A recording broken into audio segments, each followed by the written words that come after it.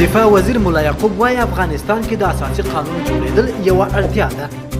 د افغانستان د اسلامي امارت د دفاع سرپرست وزیر مولوي یعقوب له یوې امریکایي رسنۍ سره په خبرو کې افغانستان کې د اساسي قانون جوړېدل یوه اړتیا بللې ده. نوموړي دا څرګندونې له NPR امریکایي راډیو شبکې سره په مرکه کې کړې دي.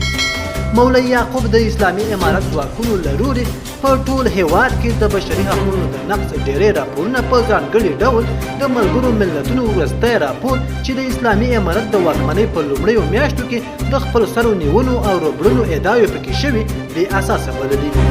نوموړي د ملګرو ملتونو راپور رد کړی او ویلي دي چې د سرغړونکو لپاره نظامي محکمې شته. مولا یعقوب د امریکایي رسنۍ ته په افغانستان کې د 100% امنیت خبره کړې ده. د نن ورځې خبر تر همدې ځایه او د نورو تازه خبرونو لپاره افغان ټایمز چینل سبسکرایب کړئ او خپل نظریات مو راسره په کومنټ کې شریک کړئ.